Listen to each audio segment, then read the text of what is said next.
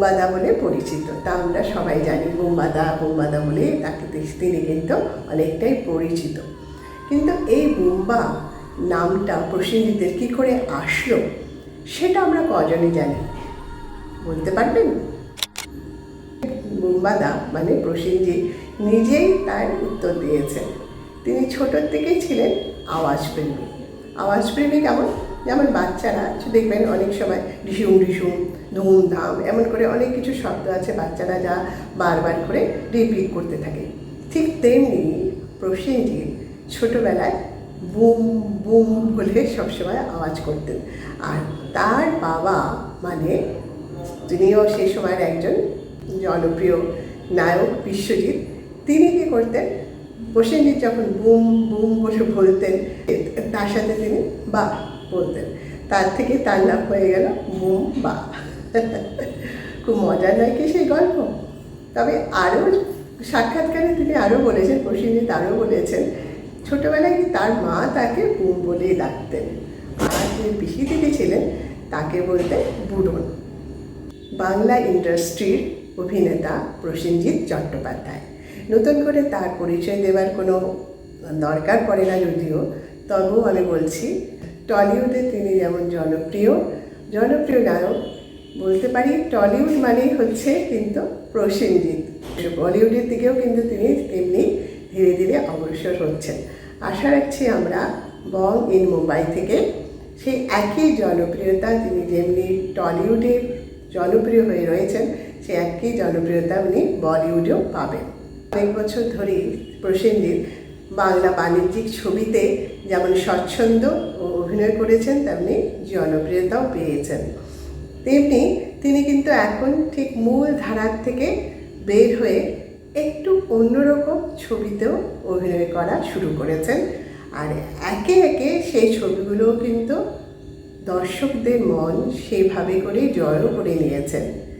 অজস্র রয়েছে তার উদাহরণ। অটোগ্রাফ, প্রাক্তন, দৃষ্টিকোণ, তেমন আরও অনেক ছবি যেগুলো মূলধারার বাণিজ্যিক ছবির থেকে কিছুটা আলাদা। লকডাউনের সময় আমার এই চ্যানেলটা শুরু করেছিলাম, তখন থেকে আমি মোটামুটি কাভারেজ করে আসছি। তারপর কাভারেজ থেকে আমি কিছুটা সাক্ষাৎকারও শুরু করলাম, যেটা আমার এখনও রয়েছে কফি ও আড্ডা বলে। তো তার জন্যই আমি চ্যানেলটাকে ভাবলাম যে আমার চ্যানেলটাকে যদি বং ইন মুম্বাই দেই তবে কেমন হয়। আমার এই চ্যানেলটির নাম হচ্ছে বং ইন মুম্বাই। তাই আপনারা চ্যানেলটিকে যখন সাবস্ক্রাইব করবেন তখন সার্চ করার সময় বং ইন মুম্বাই বলে সার্চ করবেন। বং ইন মুম্বাই, কি নতুন লাগছে নামটা, তো তাই তো।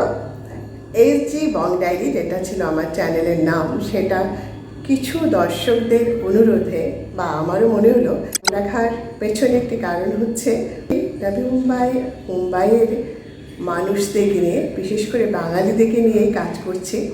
তাদের জীবনযাপন, তাদের পেশা, পুজো, আর কিন্তু অনেক ছোটোবেলায় ছবিতে তার আত্মপ্রকাশ ঘটে শিশু শিল্পী হিসাবে। ছবিটি ছিল ছোট্ট জিজ্ঞাসা, তার সাথে ছিল তার বাবা বিশ্বজিৎ, আর ছবিটির পরিচালকও ছিলেন বিশ্বজিৎ স্বয়ং। সময়ের সঙ্গে সঙ্গে নিজেকে যেভাবে পাল্টে দর্শকদের মনোরঞ্জন করে চলেছেন তা একরকম প্রায় প্রশংসিত। বাংলা ছবির পাশাপাশি ওয়েব সিরিজেও হাতেখড়ি করে ফেলেছেন তিনি। প্রসেনজিৎ চট্টোপাধ্যায় অভিনীত প্রথম ওয়েব সিরিজ জুবিলি সিনেপাড়ায় বেশ চর্চিত।